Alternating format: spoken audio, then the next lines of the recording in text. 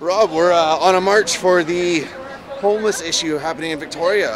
Where are you currently standing on this? Well, housing is like the biggest issue in Greater Victoria. It affects everybody. You know, we have a homelessness crisis, it's true, and people are very saddened and frustrated by how that has tripled under the Gordon Campbell government. There's so many solutions at hand. You know, this is not something that hasn't been unstudied, or you know, that people aren't aware of how we could make some inroads to help people who are coping with addictions and mental illness or have fallen into absolute poverty. But this is a march for housing here today too, and you know, it's working families, a lot of single parent families, people who work jobs or raising kids who can't find places to rent in Victoria. You know, this community has a vacancy rate of 0.2%. I mean, it's insanely low. There really is no available housing at all. And Gordon Campbell, one of the first things he did when he became Premier back in 2001 was cancel the Homes BC program. We've had a massive real estate boom. Home prices have skyrocketed in Greater Victoria. People have been priced out of the market. The government's response was to stop building non-profit housing. It's crazy. And in the meantime, they collected $6 billion in windfall taxes from the property transfer tax. So they have taken in a massive dividend from all the real estate activity, and they have failed to reinvest it in different types of housing stock for people. So that's why we're here. And you know, in 2009, housing is a critical, I would say, crisis proportion issue in Greater Victoria. So I noticed showing up that actually I was quite startled by the number of gray hair and senior citizens. Where are they falling? Are they falling through the cracks in this process, or? Well, I think there's a lot of seniors that are really vulnerable with a rental housing market like this. There's no doubt about it. I think what's great about this march today is that it's interfaith, non-denominational. There's a lot of people from church backgrounds here. There's a lot of people who work with, are advocates for housing here in our community.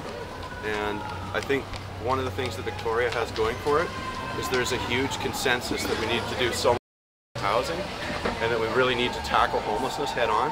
It doesn't matter whether you're coming at it from the perspective of a business owner downtown, like some of these tourism retailers that we're walking by here, or whether you work as a professional downtown, or whether you have a perspective because you're affiliated with the downtown church. People from all walks of life in Greater Victoria, they actually don't care about the politics of this issue. They want solutions. They want government to act in their interests and get stuff done, stop making excuses, and stop pointing the finger of blame, which this government likes to do. They like to say it's a municipal problem, that it's some kind of zoning issue. It's not. It's because the province, which has responsibility for housing, hasn't been doing its job. And you know, the costs of, I think one of the things that people really relate to, aside from the human tragedy of homelessness that you see, which is very difficult to personally witness for a lot of people, but the other issue people understand, because it's been studied so much and demonstrated amply, is that homelessness costs more than doing the right thing. Doing nothing is very expensive. It's very expensive on our hospital systems. You know, the healthcare system is overloaded, the mental health system.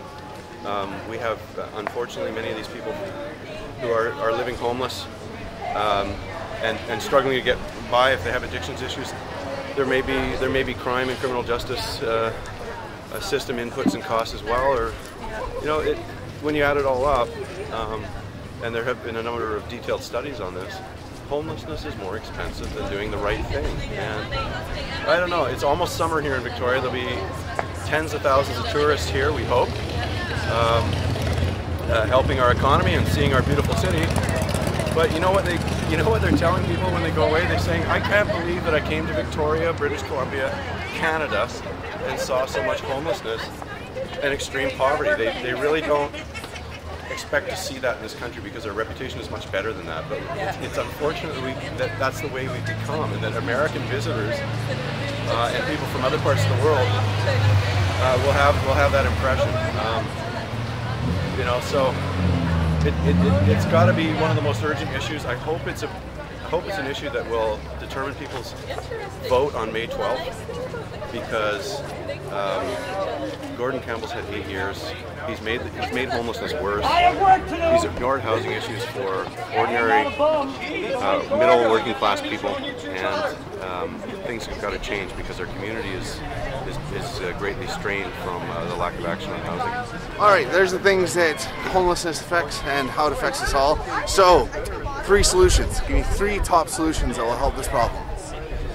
Top solution is to have a proactive development approach to pursue opportunities where we have public land, green resources, dollars, nonprofit agencies. So homelessness, not surprisingly, is about having roofs over people's heads. It is about building housing, fundamentally. The other is looking at the homeless population. There are many different categories of people who fall into that group. There are people who are working but simply don't have the first month's rent and their damage deposit together. They're actually in the employed workforce. Those are people who don't need supervised housing or special supports.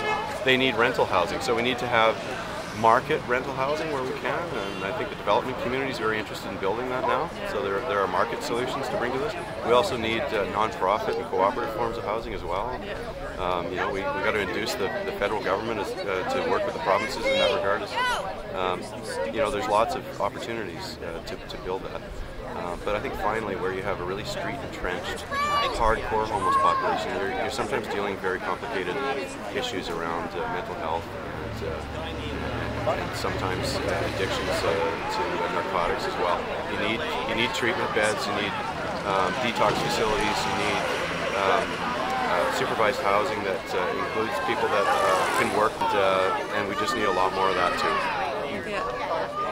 All right, thank you.